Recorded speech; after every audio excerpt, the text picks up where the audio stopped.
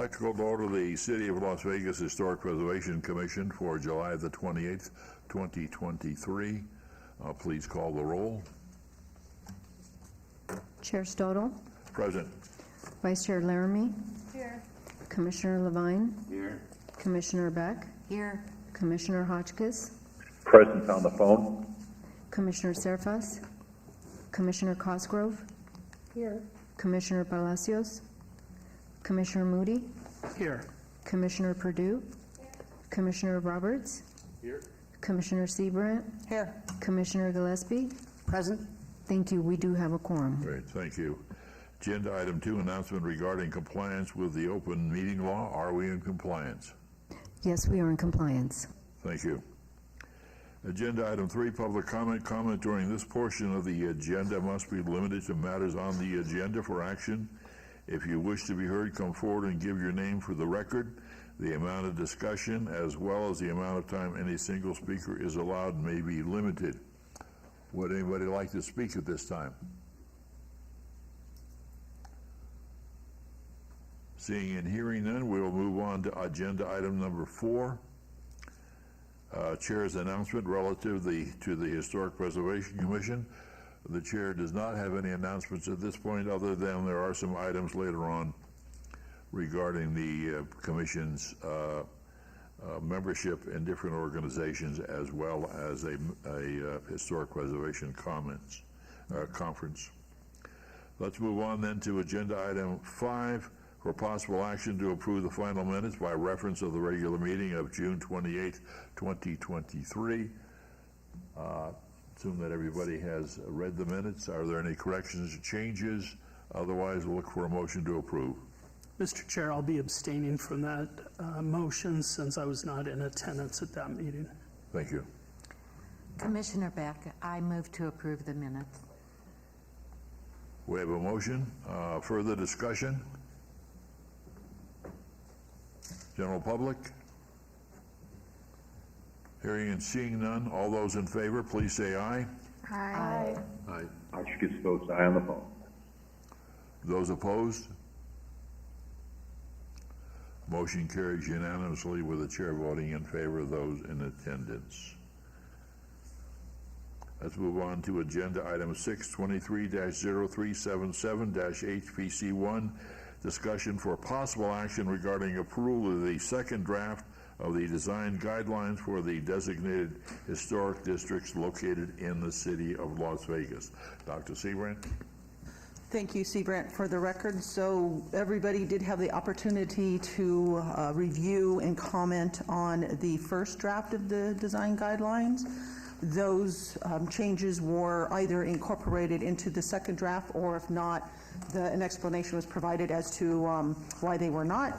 And this is the second draft. Hopefully everybody's had an opportunity to review it. I do have some comments back. I don't have all comments back. So please provide your comments at this meeting so that our consultants can make those final revisions. Thank you. Did you want to make a presentation or simply hear from comments, or how would you like to proceed? We can hear from comments. Yeah. Seabrandt, for the record, they do have a presentation, so however you want to proceed, Sure. Chairman. It's up to you. We're excited about this project, so please excite us even further with the presentation. Okay, sure. It's just a brief update. Great, thank Sure. you. Good afternoon, commissioners. My name is Melvin Green, principal at KME Architects. Olivia White, consultant on this project. And what we want to do is just give you a brief summary of the draft number 2.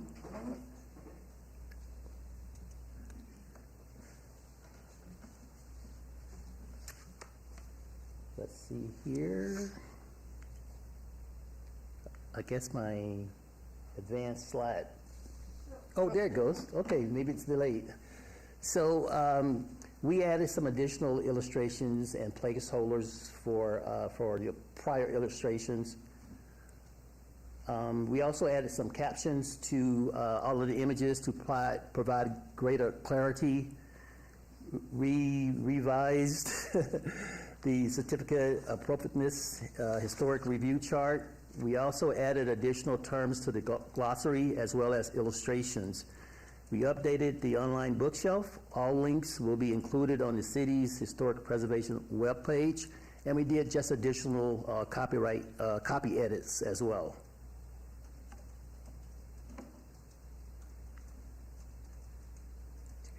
Yeah.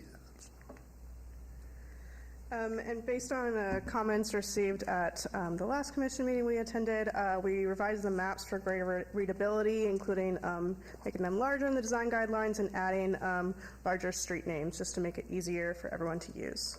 Can you hang on to that one for a second? Sure. This is really a minor point, but just a question. When on the top part, is there a reason why the black line doesn't go all the way to the street, to the side, or is that just a design? I mean, are we leaving out that landscaping, or is that just me being picky? I'm sorry, are you referring to the north side of Oakey Boulevard? Is that what Yes. you're referring to? Yeah. We can definitely extend it further north. Okay, there's no. No, there is no. Oh, okay, thank you. Happy to change that as well. Thanks. We also revised the illustrations. We were able to identify a lot of the styles within the district, the neighborhoods. So we have the contemporary ranch. We added the Cinderella Storybook Ranch, the Tudor Revival, as well as the American Colonial Revival. One of the things, too, that we worked on was to make sure that all of the homeowners, in terms of the guidelines, know exactly where the solar panels should be installed versus where they typically install them in the front. We wanted to make sure that we had an illustration that would show them being installed in the back. So we have a appropriate way to do it, and then a way that is not appropriate. Also, for our garages and casinos, we did the same thing. We indicated appropriate designs for both the garage and casino. We also skimmed through design guidelines and found some additional terminology that we believe would be useful to add in the glossary, which we added. We also added some illustrations in the glossary to make it even easier for people to use, including these public right-of-way illustrations and illustrations showing what a primary and secondary elevation means. We also just wanted to highlight the energy efficiency recommendations that we wove throughout the design guidelines. We think these are fairly unique. You're not going to find these in design guidelines, in every city and every instance across the country.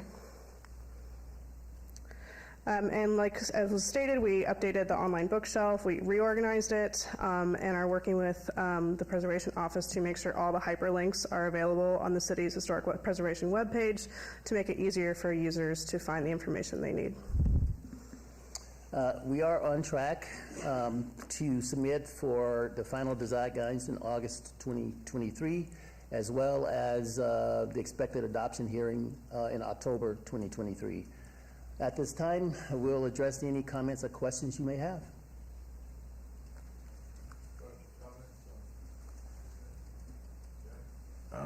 Yeah, Jack Levine for the record. Just on the on page 43, there's a photo of a house with a shed awning that comes all the way to the property. It looks like all the way to the property line, and I don't know that that would be within the setbacks of what planning would allow. All right, and we have lots of those that exist where people have built right up to the property line with their posts. In some cases, we even have whole buildings that go all the way to the property line. But I think that picture kind of, if somebody says, well, it's right there in the guidelines, I want to do that, and then the building department says, no, we can't. Sure. All right. That's one of the things. I think maybe we could find a better example of a carport. Exactly. Absolutely. We can do that. All right. That was my only thing in the text of the. Questions, comments on this side of the panel, starting at the end? All right. Well, I do have another question. I actually have a couple of questions, but it's not about the actual text of the. Where'd my notes go? Okay, here we go. So I know where we have to finalize this, we go to planning, we go to city council, it gets accepted there. We were also wanting to see other districts created and in the future, and is there in the enabling legislation or you know, request for this that this can then be added to the next neighborhood that gets done, where, you know, they could be called Beverly Green and John S. Park, and any future districts? So, Stephen, for the record, yes, that was the intention of this. So we have these design guidelines that we can add on to as we add districts to our historic registry. Would Yes. this be a supplement to this, or? It would be. I mean, it would depend, obviously, on the years of the neighborhood. So, you know, we have the Cliff Maze intensive survey that's going to be kicking off next month. Right. And if we are able to put that on our register, then we will add to these, yes. All right. So we can use this all over again. We don't have to start from scratch. Correct, yes. Good. All right. Thank you. Okay. And okay, that was really my big question that I had, was to make sure that it could be applied further on for other districts. Okay. Thank you. Thank you.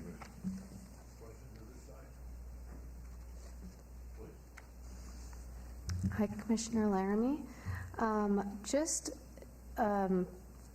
If this is too much work in order to stay on the timeline, then, you know, feel free to use your discretion and Diane can kind of direct you.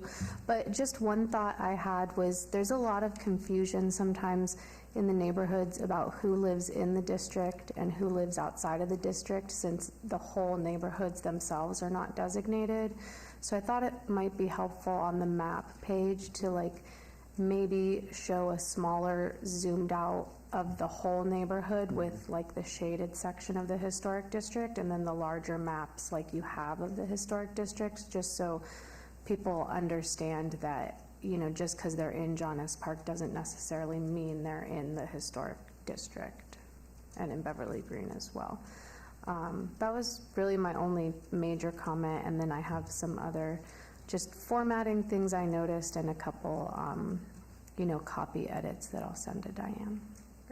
Thank Thank you. you. Jack Devine? Yeah, I don't know if there could be a paragraph. I don't recall seeing it that there is a chart that shows within the district the houses that were conforming and non-conforming or participating, but which could be confusing to say that just because the house was labeled as non-conforming at the time that this was done doesn't mean it's not in the district still. All right. So I don't know if we can just make it a paragraph about that, or. Sure, yeah, I know we have it written in there that these guidelines apply to every property in the district, regardless of the status of whether it's a contributor or non-contributor, but we can certainly add more to that, more information to that to make that a bit clearer. Or bolded or highlighted or something like that, because I think that's one of the defenses somebody's going to come up with. Well, mine was a non-conforming house, so I don't have to live by this. Right, You know? definitely. So just to make it more clear.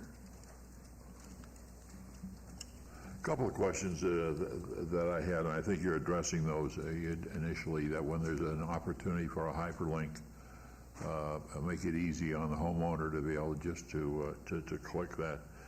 And of course, the challenge is always hyperlinks within 20 minutes of putting them up. They tend to get outdated, but still, a lot of them are still valid, and with the city of Las Vegas and the state of Nevada and the federal government. One of the challenges is when I drive through the neighborhoods, John S. Park, and a lot of homes, a lot of garages and carports are now casitas, or they have changed, and they have either fit within the guidelines or don't fit within the guidelines. But what occurs is the cars then get parked on the street. And sometimes you're going like a snake, you've got to through it, it just can't, it doesn't work. I'm wondering whether we need to include that as one of the things to take in consideration. You suggested that one of the things homeowners should do is evaluate their property, take a look at their property. And also, I'm going to suggest in those same bullet points, they should also just take a look at their neighborhood. Look at their own house and the context it is, and then look at the neighborhood. But then I'm wondering how to deal with this issue, because the streets are narrower, built during that. You look at the Biltmore district, you can barely drive through. So I'm not sure this is the appropriate place. There's no rules or regulations, but just something to kind of to take into consideration. And I did have some challenges on page 13 with the draft of the guidelines, and the challenge is really the language. 1.6.3, the title there is Local Codes and Ordinances, and then there's some listings that are under that. I suggest changing that to Nevada State Statutes, City of Las Vegas ordinances, and regional guidelines. And I say that regional guidelines and the use of that word. 1.6.3b, it says city code and then regional plant list. I don't think the regional plant list is part of the city code. I think it's just a guideline. I don't think the city has adopted that. That comes from the Southern Nevada Water Authority, and it's a great document, and I'm glad we're including it, but I don't think it's a part of our city code. Okay. Then 1.6.4 says state codes and ordinances. Well, the state of Nevada doesn't have ordinances. It has statutes, and I'm not sure what the state code is that's being referred to there. The only state code I could find is an administrative code, and I don't think that's, so I would just take a look at this whole section and just look for the wording to make sure it's a guideline or it's in the city code or a state statute. And we only use the list the one statute, NRS 107, an important one because it deals with solar and the energy policy. I was wondering, are there any other state statutes that would help in the guidelines? There's a lot of historic preservation statutes. I quickly went through it. I couldn't find anything that really would fit into a guideline, but I'd suggest one more sweep through to see if there's something that would help the homeowner or whoever with the guidelines.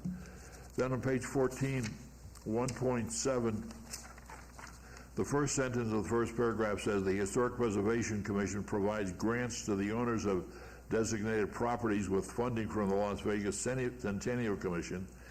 And then the last section of page 14, it says the Centennial Commission grant for historic programs.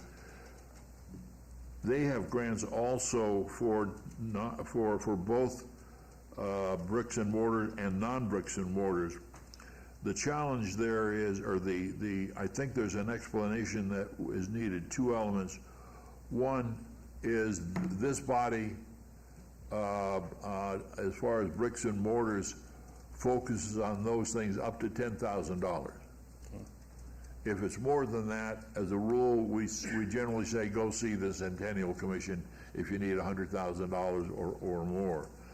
But the second point, and I think it's a key point, and I think it's held some folks back until we had the door recently opened by somebody in John S. Parks and got one of the first grants for bricks and mortars, is they have to pay half, up to $5,000. So I think I would include that as something so they don't get surprised and say, oh, we can just get a blank check or we can get X number of dollars. So the value that the HPC can give, the fact that you would have to commit half of that or whatever the figure is that you're trying to improve, and then the big bricks and mortars can go to the Centennial Commission.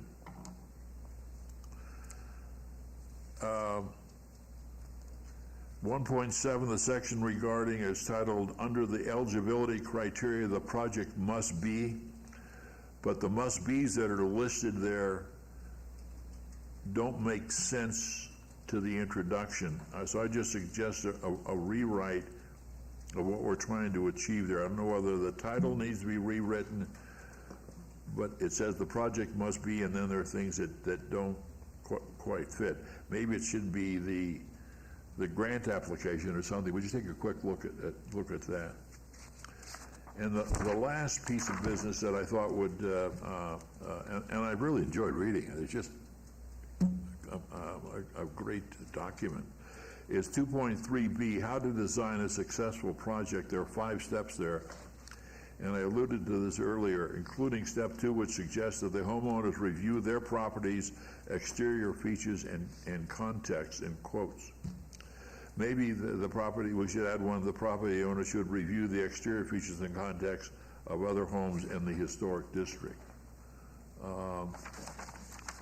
And then the last one is the 5.3, it's listed as neighborhood identity. And I think without additional context, I think the reader is left with the idea that signs should be put up to help identify the neighborhood. The city's zoning code, chapter 19.14, has a whole chapter on signs.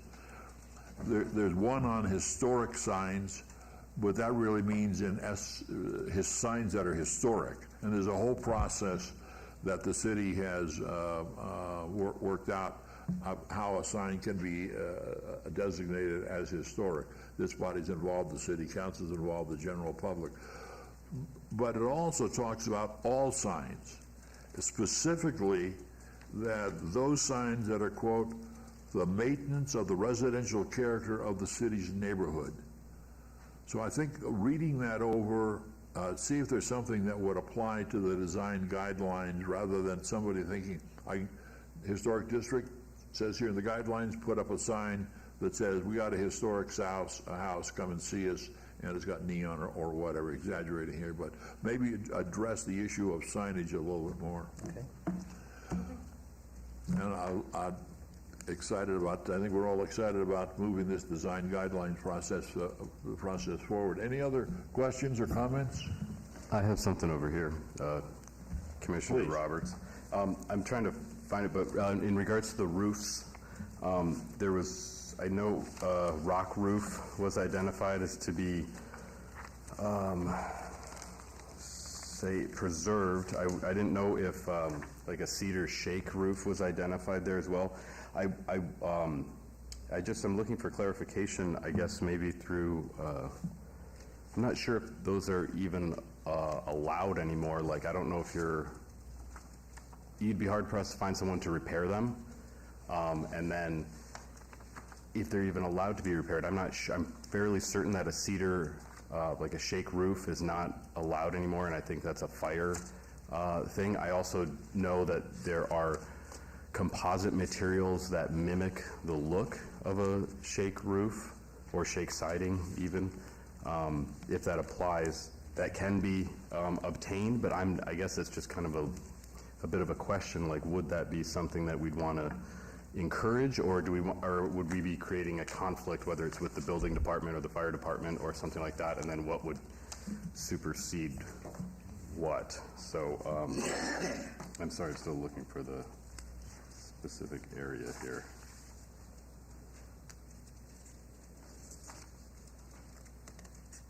Do you recall if there were any shake roofs in that were reviewed?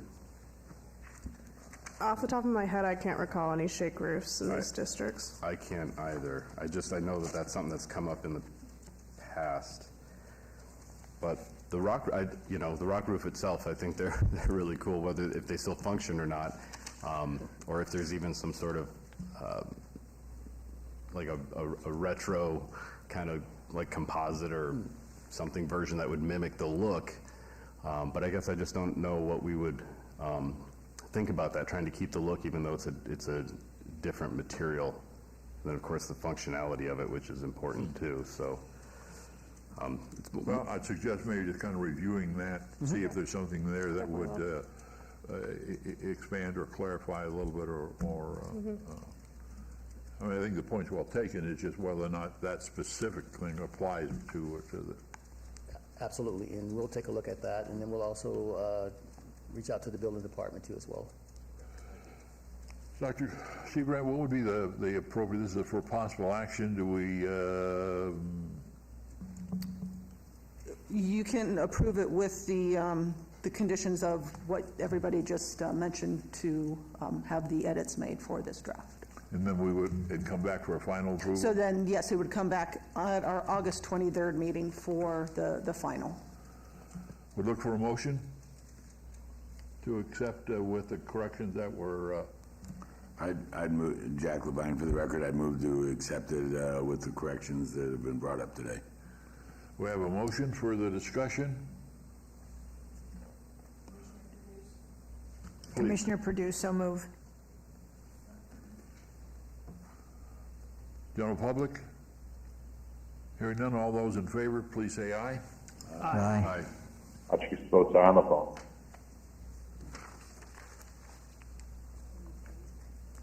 Those opposed?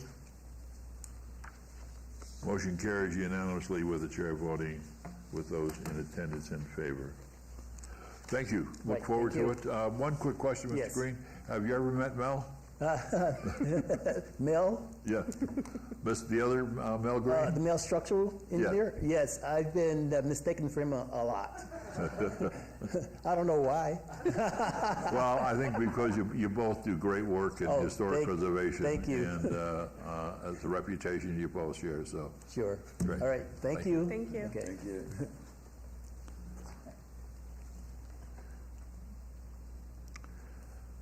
Move on to agenda item number 723-0367-HPC1, report by the Community Development Department regarding the final language for a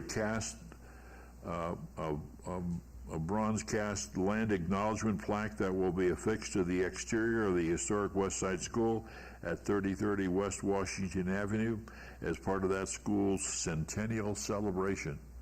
Dr. Seabrant. Thank you, Seabrant, for the record. So this is, the commission did approve funding for this plaque that will be part of the September 30th celebration. Our director, Seth Floyd, he's not here today, but he did take this to City Council for their feedback and approval. There was not a problem from the council side on the language in here. We may change one word, but if you have comments, please let me know. If not, we will move forward.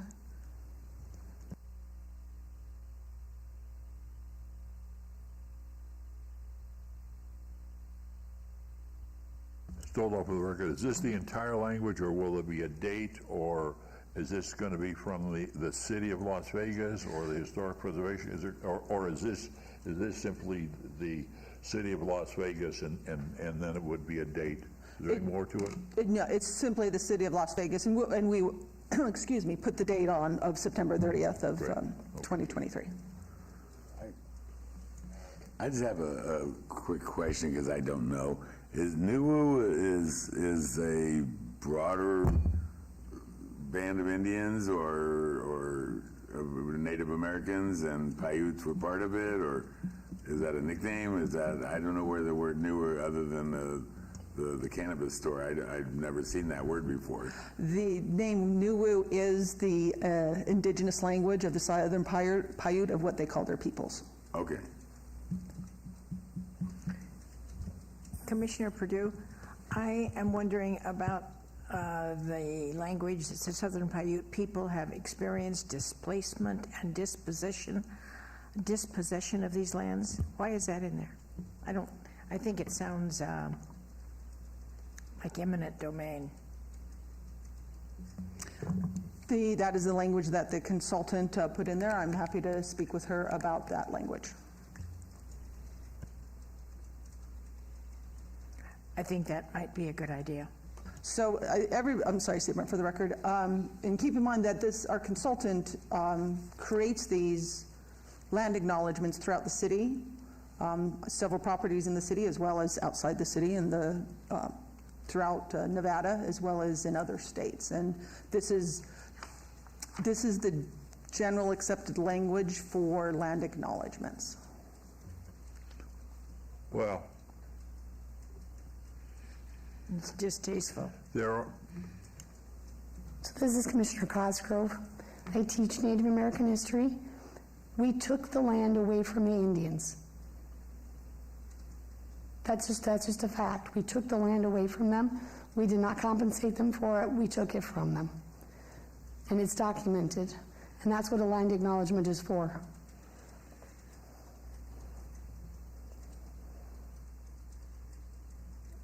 well, for that matter, we took the land away from the Indians all across the West, but do we need to continually remind people of that? I think it is a negative sentence in something that is supposed to be very positive.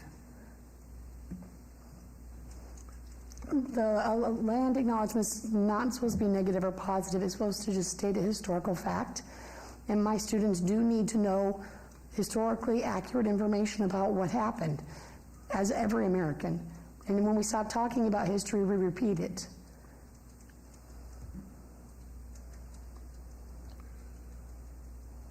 Well, this history goes back to the Southern Paiutes. It does not go all the way back to the people that were here before the Southern Paiutes, the ancestral Puebloans that were back here thousands of years ago. It's a limited, but the question here is, for me, this is not a legal document. Is that correct? That is, Superintendent, for the record, that is correct. This is not a legal document. This is simply a land acknowledgement, as Commissioner Cosgrove mentioned, is an acknowledgement of the understanding that this was Indigenous peoples' lands that was colonized. I lived in Australia for 4 years, and we did land acknowledgements before written and verbal, before just about everything we did in university and in the government, and it's accepted practice in lands where there were colonists coming in displacing the indigenous populations. And as Commissioner Cosgrove said, it is meant to be a positive wording of, we do acknowledge what has happened in the past and we are moving forward in a positive educational way. And one last comment, I have read dozens of land acknowledgements, and they're all different. Some that are written by attorney generals, some of states, some that are written by city attorneys, some go completely in one direction, indicating that this is a document that could be used in court for repatriation, for payment, and to where it goes the other way, that it's clearly asterisks and saying this is not a legal document and can't be used in any effort to seek funding from the particular government agency. So this is just one of many, and we're being asked to approve this. It's my understanding that this has support of the City Council, Las Vegas City Council. So, That, Stephen, for the record, that is correct, Chairman.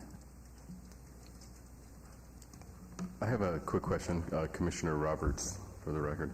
Do we know what the final size of this plaque will be? There's about 100 or 80, 90 words on here. So this should be, we can fit this, I think, on the 12 by 12.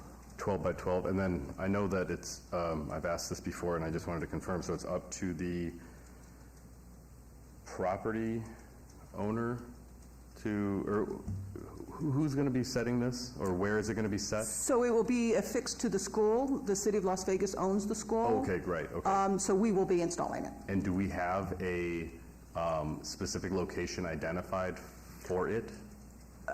It will be on near the front entrance. Okay, and a 12 by 12, so 12 inches by 12 inches, so it's not Correct. going to be too big that it won't No, it's not going to fit be on like a statue or something. It's just a plaque. And in that size, we think all the words will be legible for most?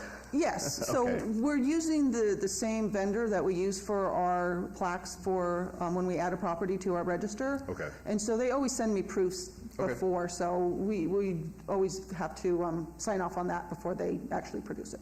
and it'll be in a place where, I mean, it'll be roughly at eye level. Okay. And you'll be able to walk up to it. Sure, excellent. Okay, thank you very much. All right, further comments, questions? If not, we'd look for a motion. Chairman, sorry, it's just a report right now. Oh, this is just a report. So we are not approving this, so Correct, this it's a is just a report. report. Will it come back for approval? No. No. Okay.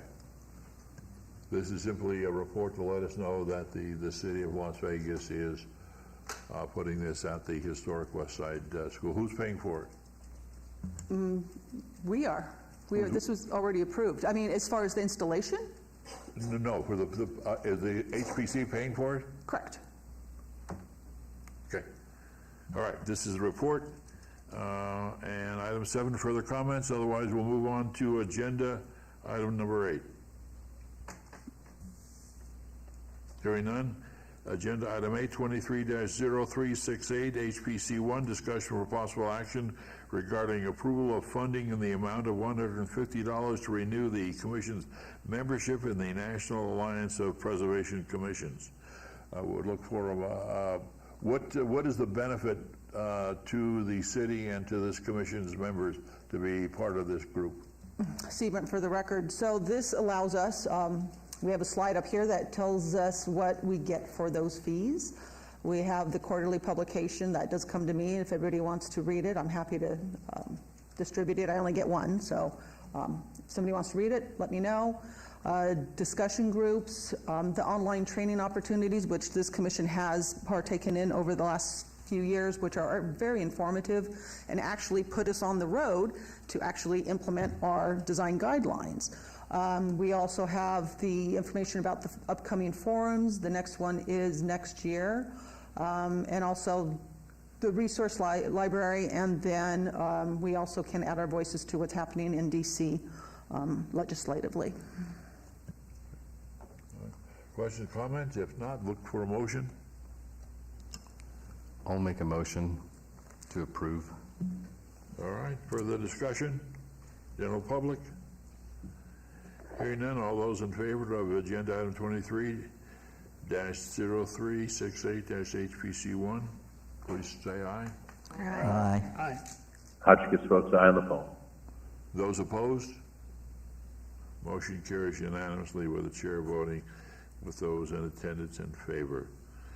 Let us move on to agenda item 923-0369-HPC1, discussion for possible action regarding the approval of funding in the amount of $250 to renew the Commission's membership with the National Trust for Historic Preservation and the Preservation Leadership Forum.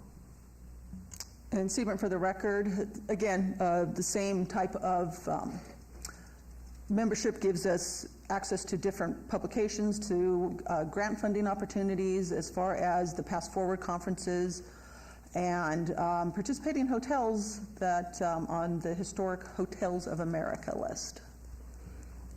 Dr. Seabrand, as far as the quarterly publication, how do as a member read that?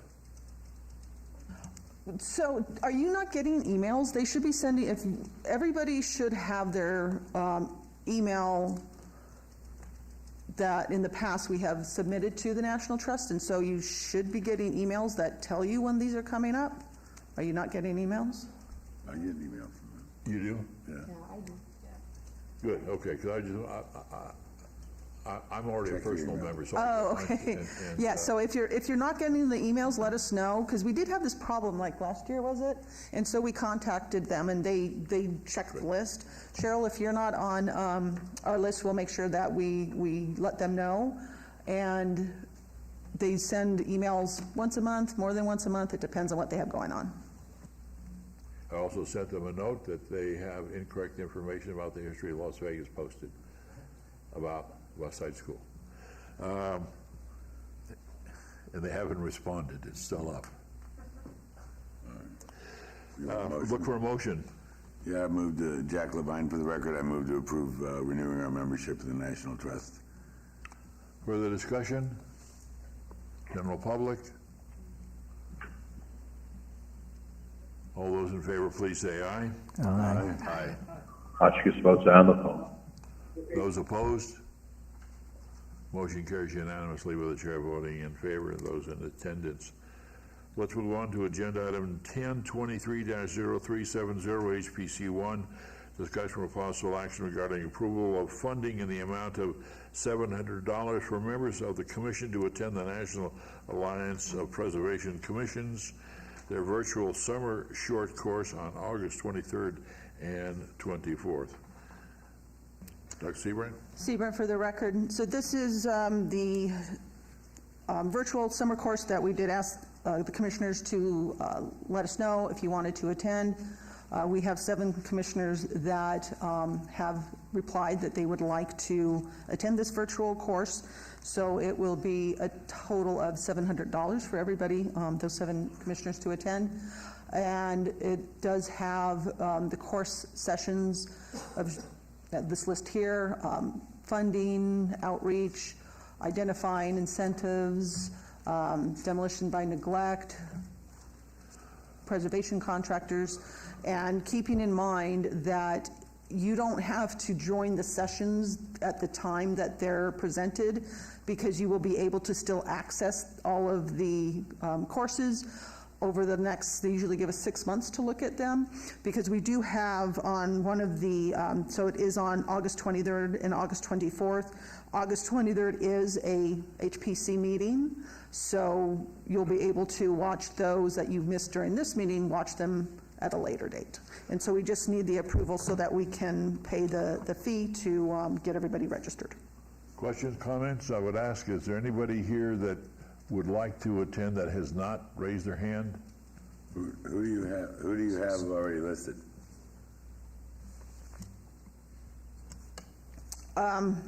We don't have the list right here in front of us. Does anybody remember if they didn't let us know? But I think keeping in mind, If I could change the motion to increase it to $1,200 to give you some room for those, because I saw a couple of hands go up here.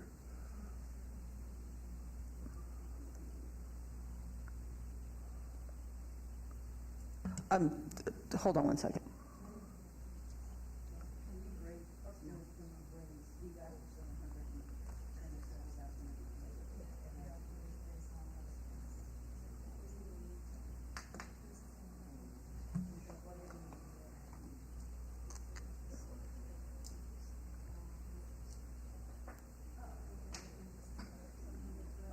So I'm being told 700 is for everyone.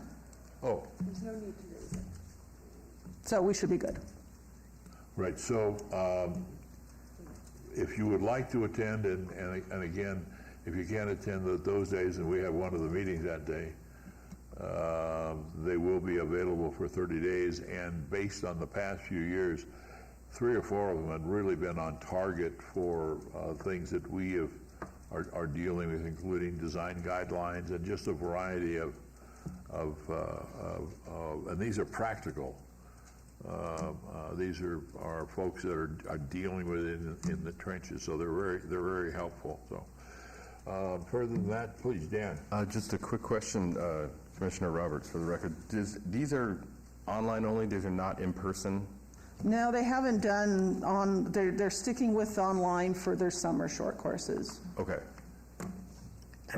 Commissioner Perdue, question. Approximately how long is each session? 30 minutes, 20 minutes, 45 minutes, they all vary. Okay. You can look at if you pull up the website, it gives you all the information. Usually there's about 30, 35 minutes, and then there's another 10, 15 minutes of questions and answers.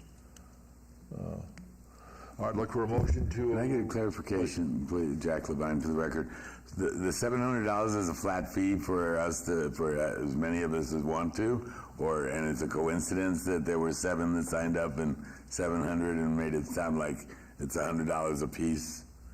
Is that correct? So it's $50 a piece, so everybody should be able to. So we can sign up, yes. Okay, got it. All right, we look for a motion to approve. I move to approve the funding for that. Further discussion? General public? Hearing none, all those in favor, please say aye. Aye. Hotchkiss votes aye on the phone. Those opposed?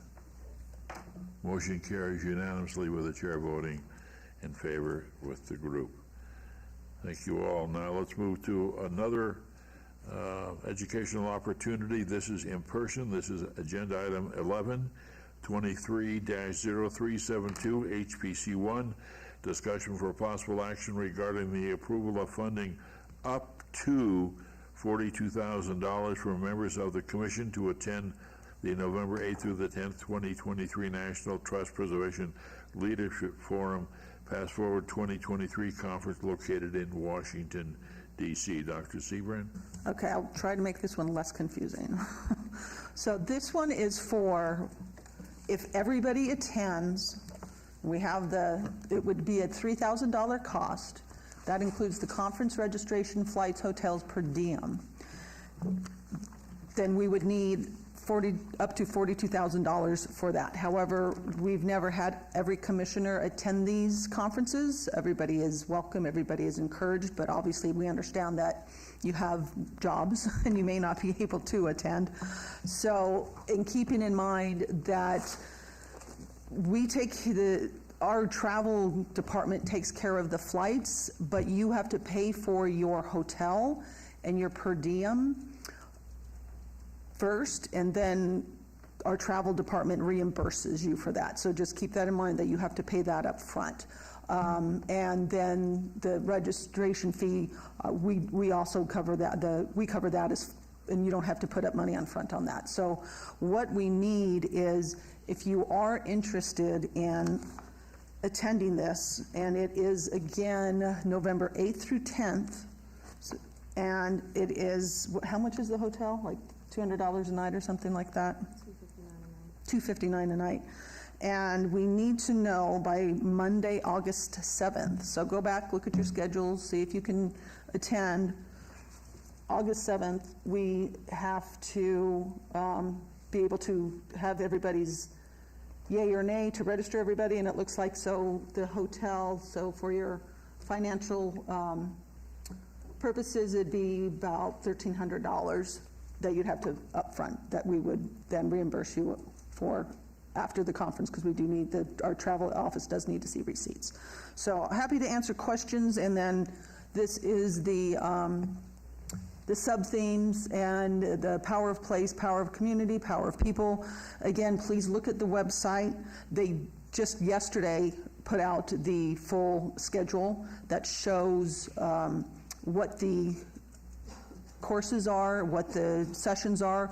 They also do have some tours in there, but those are an extra cost. So depending on how many people want to attend this conference, we can, if not everybody's coming, then we can incorporate some of those tour costs within the fees. Of course, if we don't have enough money for that, everybody is welcome to pay that on their own if they so wish. So just let us know if you have questions and who would like to attend. Questions, comments? Again, this is for up to $42,000. You don't have to say you're going at this moment. No, we understand people have to look at their schedules and decide if they can take the time. Well, we just want to have the money ready in case. Quick question. Besides the obvious benefit to the individuals who would be attending, is there a greater, I don't know, like what are we kind of hoping to get out of this besides just enriching the individuals? Would it be up to us then to transmit all this stuff onto the public somehow? I mean, I think I think it's a great opportunity, but I would assume that most of the folks sitting up here already have a very good appreciation or eye for preservation per se. Just wondering how it would translate down to the rest of the folks. I think in the past there's been some opportunities that come to mind, one of which is a constantly changing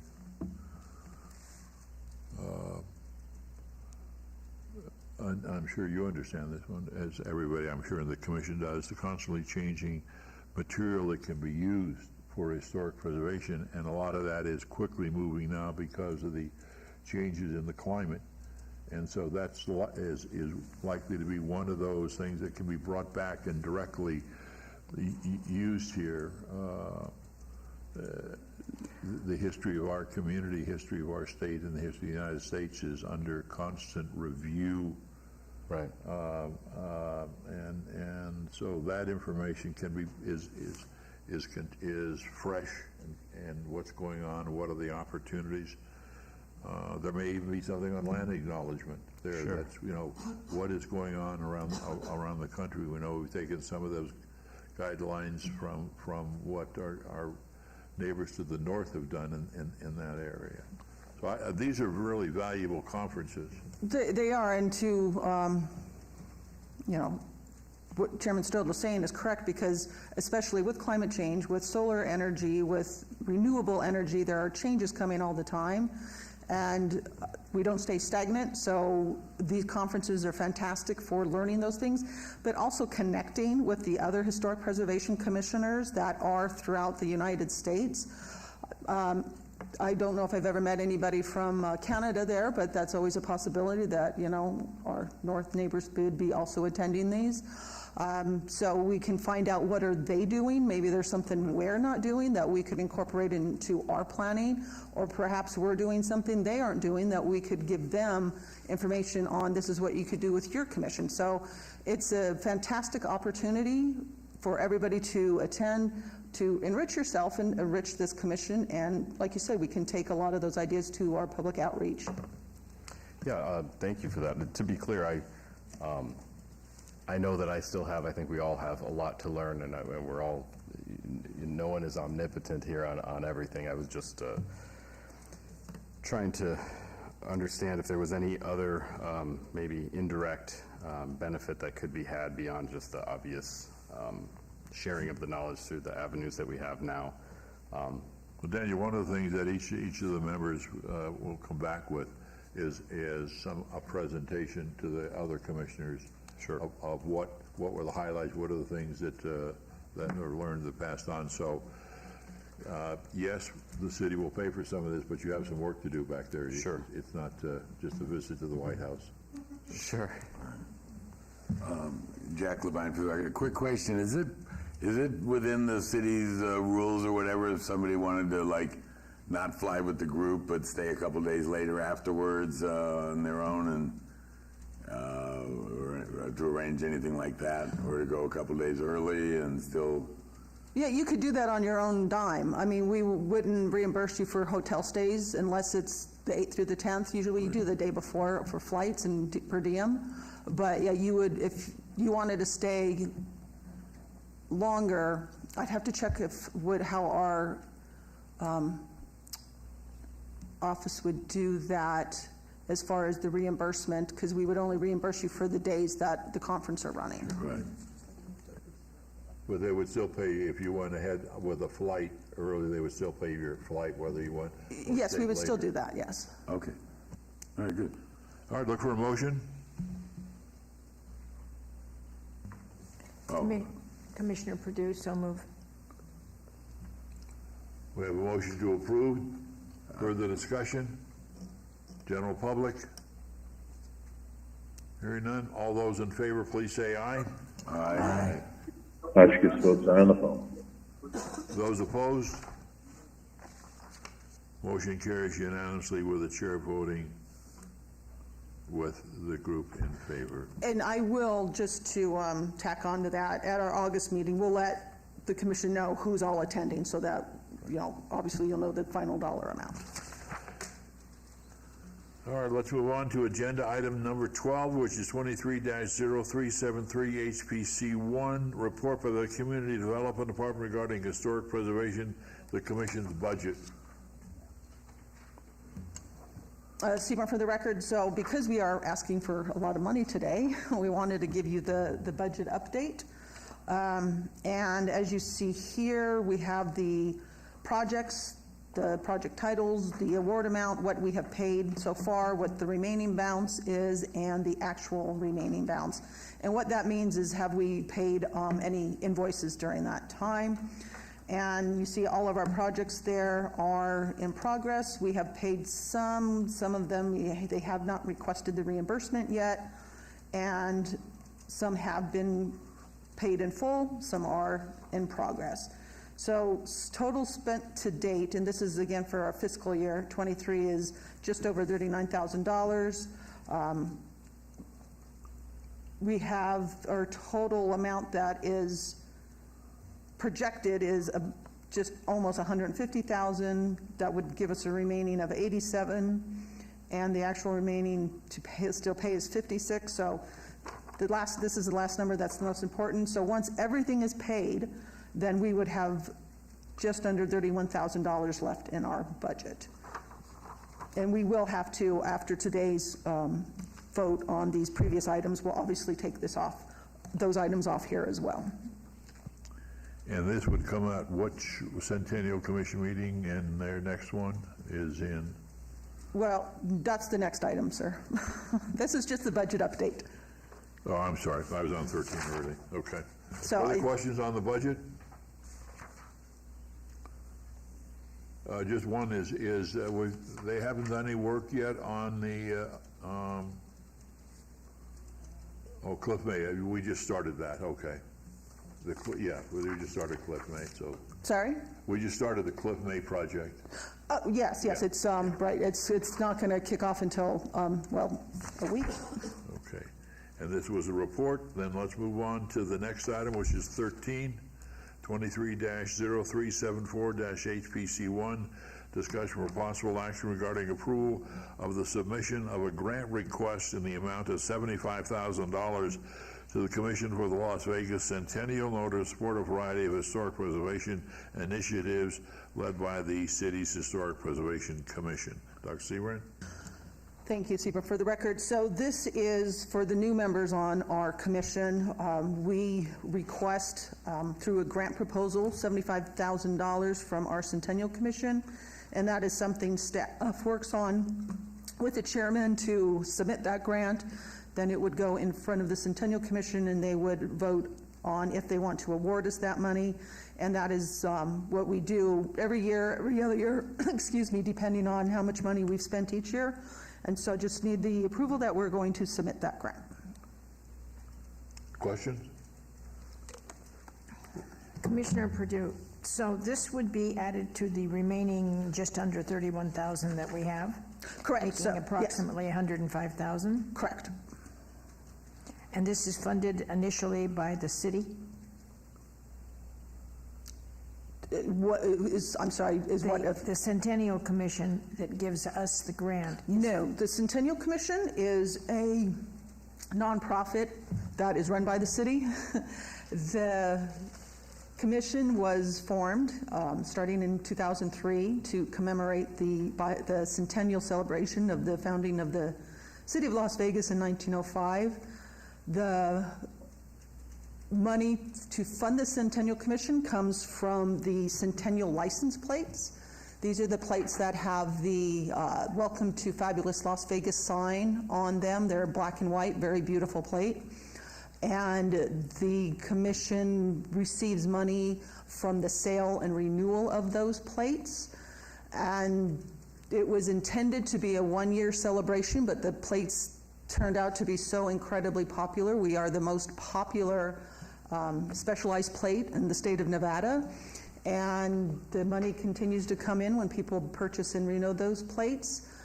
And they right now have a budget of $6.9 million, and we meet every other month on the fourth Monday.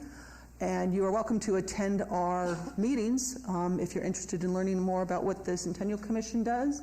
They support historic preservation projects, and they are a grants board, so people will submit grants, and the board makes the decision, and it's a volunteer board such as this one, made up of concerned and interested citizens of this city. And they decide if they would like to support and fund projects that support and help us preserve the city's history. Okay, thank you, and I will smile when I pull up behind a car with one of those plates.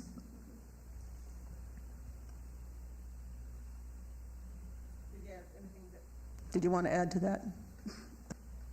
No, I think you covered it quite well, other than the mayor of Las Vegas is the chair of that, and there are by its own set of guidelines, or its draft of how it's operated, that at least two members of the Las Vegas City Commission are also a member of that, and it is a volunteer organization, very dedicated folks that take their job very seriously, as does this commission. So look for a motion to approve the request. This is not an unusual request, by the way. We have asked for, since 2005, every year or so, sometimes every year, sometimes every 2 years, a figure for $75,000. And it is used, as we heard in the presentation, for the design guidelines for bricks and mortar. We focus on those grants up to $10,000 for bricks and mortar, while the Centennial Commission looks at grants that are in the $25,000, $50,000, $100,000 area, and does everything from documentaries to funding actual historic preservation of structures, education, and commemoration of the 100th of the history of the city of Las Vegas. And it is not the generic term, by the way, Las Vegas, by state law. It is the city, uppercase city of Las Vegas.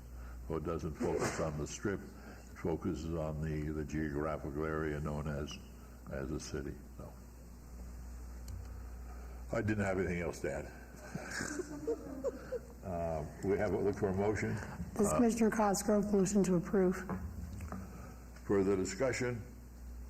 General public? All those in favor, please say aye. Aye. Hotchkiss votes aye on the phone. Those opposed? Motion carries unanimously with the chair voting with those in attendance and at home. Item 14, report by Community Development Department regarding the director's update.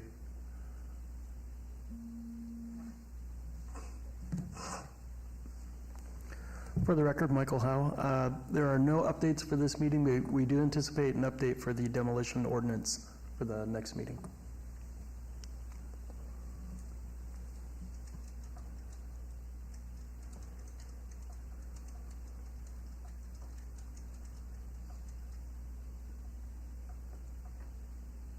When would we expect the Rafael Rivera survey of that neighborhood designated as that?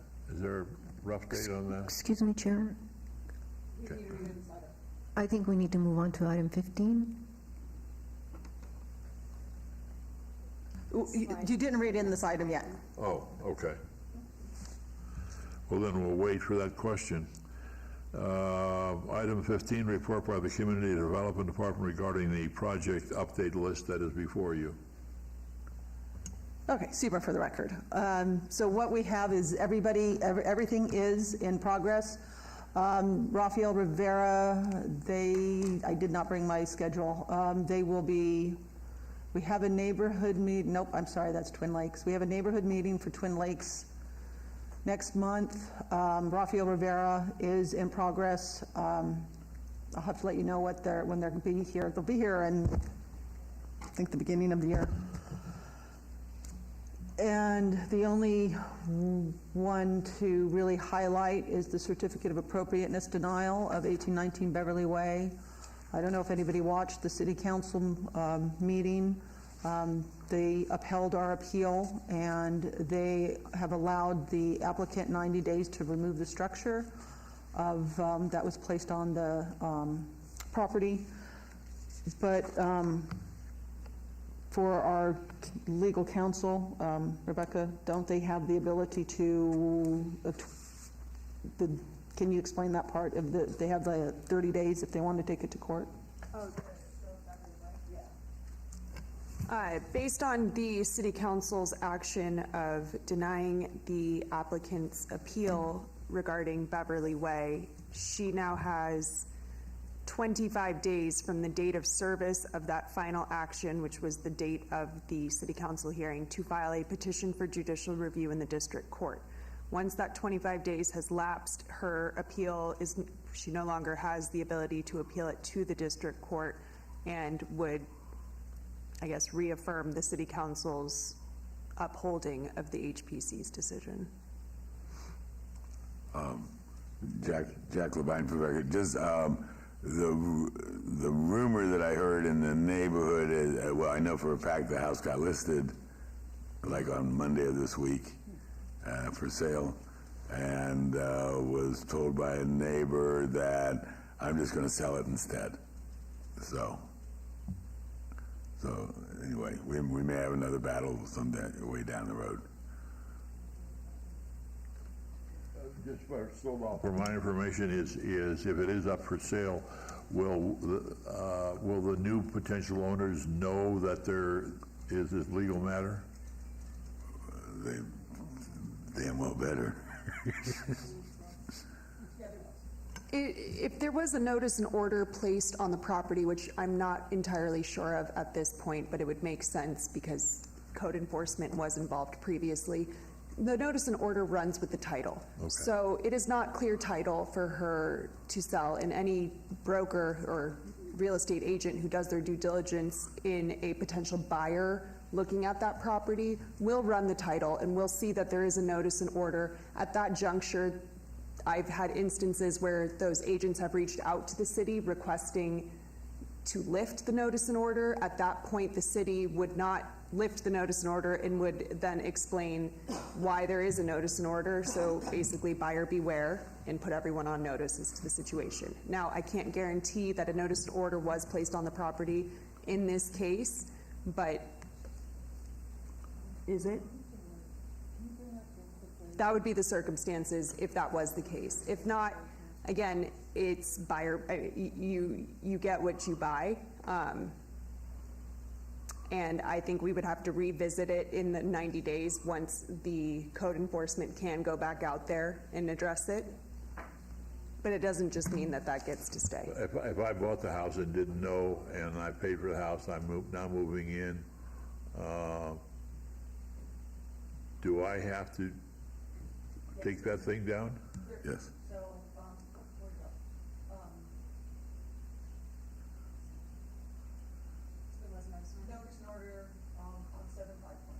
It's my understanding there was a notice and order placed on this property. So like I said, again, it remains on the property, it remains on the title until the city lifts it. There's no reason thus far that the city would have lifted that notice and order. So again, any prospective buyer should do their due diligence in ensuring that title is clear before they purchase a property. That would be the situation. Great. Okay. I have a question over here. The question got complicated based on the potential sale here, but I was going to ask, it still stands, would this commission have any, would we want to play any role in assisting either the current owner or the future owner in, helping direct them down the correct pathway so that, the person who's buying it might be ignorant to all of this as well. I just don't want to keep creating the same situation. Well, I'll let legal speak on the legal matter of that, but we do every 2 to 3 times a year, we have the ability to see when a house has been sold. And so we get a list that says there's a house with a new buyer, and we send letters to all of those new homeowners that says you live in a historic district, this is what you are bound by, this is our municipal code, this is the certificate of appropriateness application process. So, but that is once the house is sold. So I will leave it to our legal counsel to answer the rest of that question. And I guess just plainly, ignorance of the law does not alleviate your compliance with the law. So any potential buyer who moves into this house will have to face the same code that the current owner has. And that means that it doesn't meet our code. And whoever owns the property now has 90 days until code enforcement then starts initiating action again. That will come with fines, that will come with daily penalties, it's my understanding. And I don't believe a sale in the midst of all of this will negate anything that's been done or remove the responsibility of removing the structure built. Thank you for that. I wanted to just add to that. I think that this is going to be, in my opinion, I see this lumped in with a larger ongoing issue. I'm going to tie in the house flippers to this. If someone's buying a property that has this structure that's not supposed to be there, or if there was shoddy work or improper work, bad structural adjustments made to a property by a lot of the house flippers, they take out all the interior walls and don't put up any structural beams.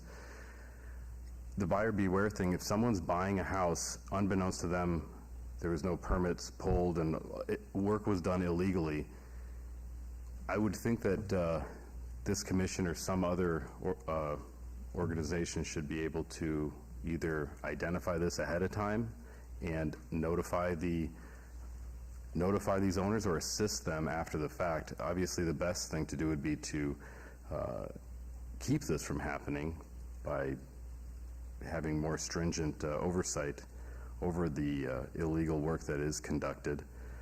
But it seems to be an ongoing issue, and now it's growing. So I'm just going to highlight that, and I see them all as kind of one and the same.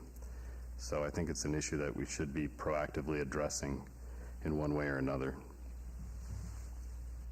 Maybe we wait for this to the end for some ideas. But one of the questions that, have we ever had anybody from the real estate,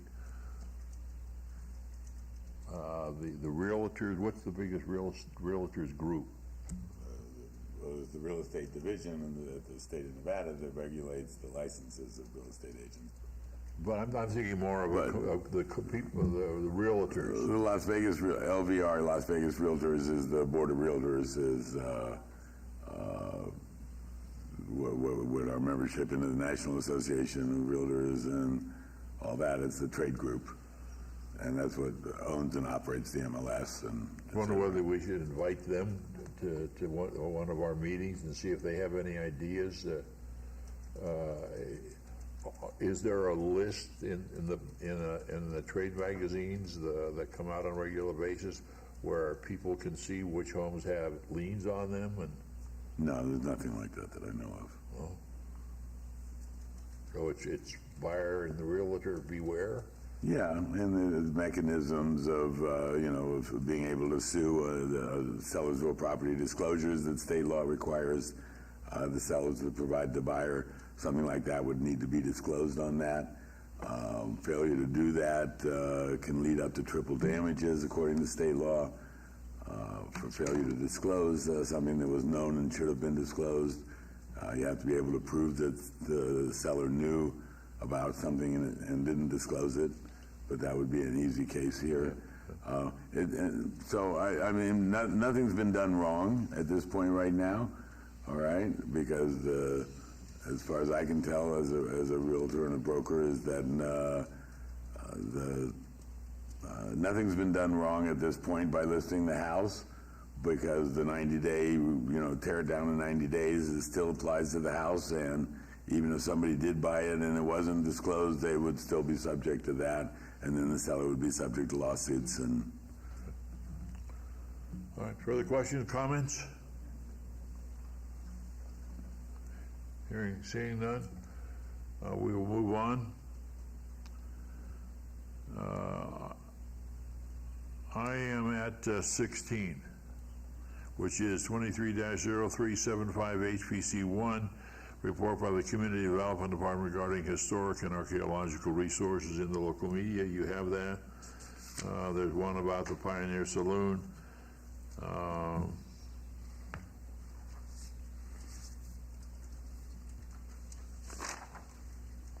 Further questions? Item 17, discussion regarding topics for future agenda items. Comments made during this portion of the agenda by individual members shall refer solely to proposals for future agenda items, and any discussion shall be limited to whether or not such proposed items are within the purview of the Commission and or whether such proposed items shall be placed on a future agenda. No discussion regarding the substance of any such proposal or topic shall occur, and no action shall be taken. Topics for future agenda items? Seeing none? On the phone? Two that will likely be on upcoming agendas are funding for an update of the National Register for Historic Sites for the West Side School. The last one was done in 2015, and it is a bit outdated, but the one that is really outdated is the 1971 National Register nomination for what is known as the Old Fort. That one is really outdated, and the city is looking for ways to fund those and or to get the proper people to do those updated or amended nominations, as they are called. Anything else for future agenda items? I did hear Mike saying work is on the demolition. Teacher, correct, for next. For meeting. August? Correct. Okay, great. Okay. If not, let's move on then to citizen participation. There is, for the record, there is nobody in the audience, so there is no public participation at this point. So then we will go to 19.